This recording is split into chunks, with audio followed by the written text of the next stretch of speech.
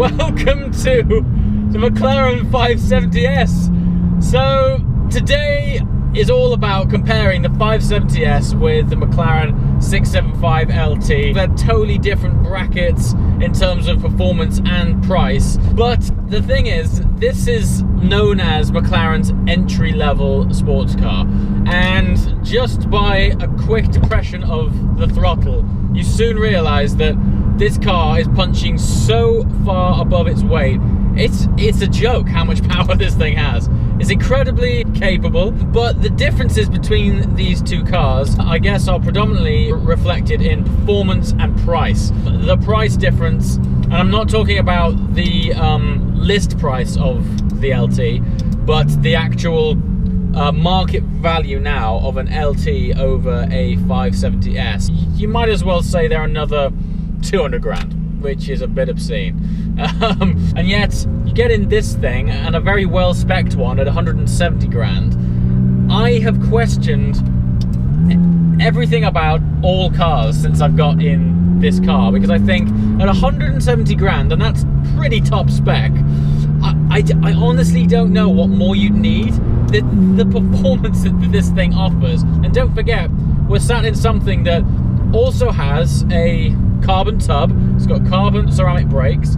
It doesn't have the fancy hydraulically linked suspension that the LT has, and it doesn't have as much active aero. And when I say as much, it doesn't have any active aero at all, so no big wing flapping around. But on the road, I've been driving these two cars now back to back, and while the initial hit and punch in the gut that is the LT is an absolute brain fragmenting experience, there's only so often that you can actually experience those, that performance on the road. And I'm finding that even though the 570S is still quick, like obnoxiously so, it's still the kind of car that, because it's down-tuned, you can approach more of its capabilities more of the time, particularly with this car not being focused on downforce. In fact, if anything, it's quite a playful car.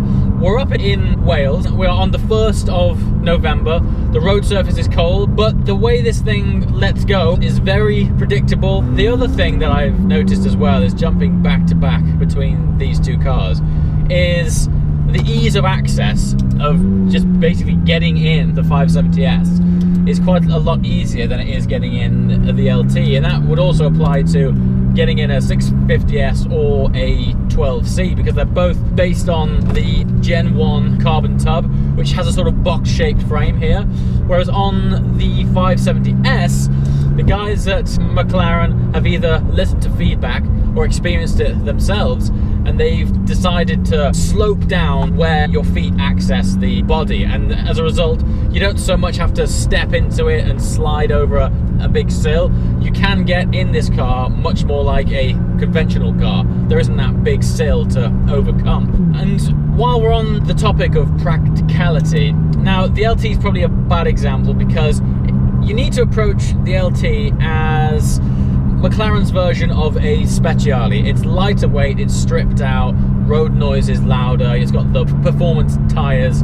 It's designed to go fast, and it was designed to shed weight. You get in this, and straight away you've got a glove box, for example. I know that sounds like commonplace for any car, but the LT doesn't have a glove box. I don't know why. It's not like taking out the glove box saves that much weight, does it? For me, especially when I'm out filming, it's really nice to have a place to stick all of the cameras. But having said all these things, it's all well and good being in the 570S and singing its praises and comparing it from memory with the LT. But I reckon we take a jump in the LT and see what they're really like back to back.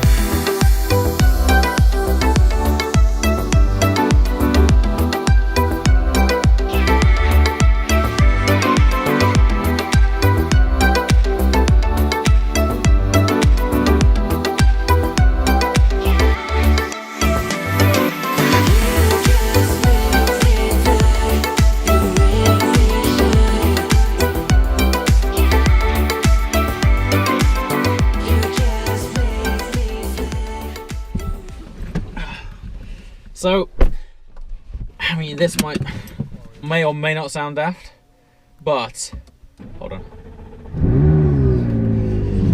Just approaching this thing, your mindset is that this is substantial. This is a thoroughbred supercar. And I still maintain that it bridges the gap between supercar and hypercar.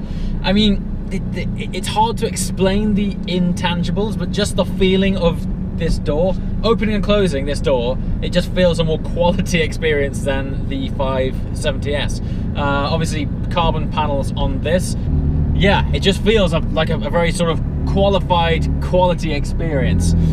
So I've obviously hopped out of the 570S immediately into the 675, and there's something about this thing. It feels,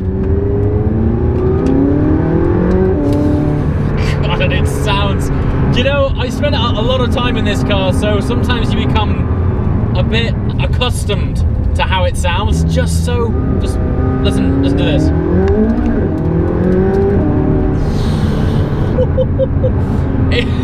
Okay, the difference is the 570S is a very fast car, okay? The 675 LT is ballistic. You should have another license for this thing. I maintain it. I still think that, say for example, you'd had no supercar experience, and for whatever reason you were able to buy this as your first supercar, I believe it's dangerous. I honestly think it's crazy. It's just a mad. And listen to it. It's got beautiful pops and bangs, and there's something about this car, because if you were to read all of the items that they like upgraded and tweaked and improved on this, you'd go, yeah, you know, sounds cool. But the experience, the connection that you get with the drive and the overall emotions that it gives back to you are greater than the sum of its parts. That's all I can say. Just when I shift on this, I have more connection with this car. I have more connection with the fact that it's changed gear than I do with the 570. 570 is very much of a sort of tone change. It just goes doo-doo-doo, and you don't really feel it as much. In this, there's a sort of crack about it, a slight whip crack on the upshifts that just sort of reaffirms that not only have you changed gear, but you've changed gear in something really cool. It's funny, earlier I was saying how playful the 570 is. This thing steps out on a whim. Oh, it's so good. God. Oh, and it sounds immense. And, you know, every time you anchor on and you see the active aero, the wing in the back just slamming up, it's an occasion. It's a full-on drama occasion. Oh, you hear that little pop there? It's so cool. It's so cool. For me, it's all about the way it stimulates your smile glands. If you get in it and you're beaming from ear to ear the moment you step out of it, great success. It's job done. Now, when I get in this car, I am a more animated person for being in it, because it tickles my fancy. You know, every upshift, every downshift, there's drama in it. The 570, don't get me wrong, incredibly exciting car because it is ultimately a supercar, but I don't think it has the same drama that the LT brings, and I guess rightly so. The amount of pounds difference in these two cars is vast. You cannot ignore that. But I'm sure that one day, and I would imagine it's in the not too distant future, there'll probably be a 570 LT or something of that ilk. They're going to strip it out, they're going to do some entertainment engineering on that car, and it is going to be at a price point that is hard to ignore.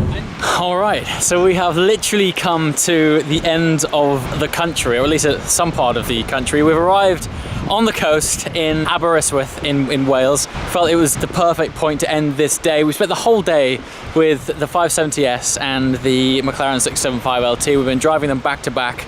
They're just so fantastic.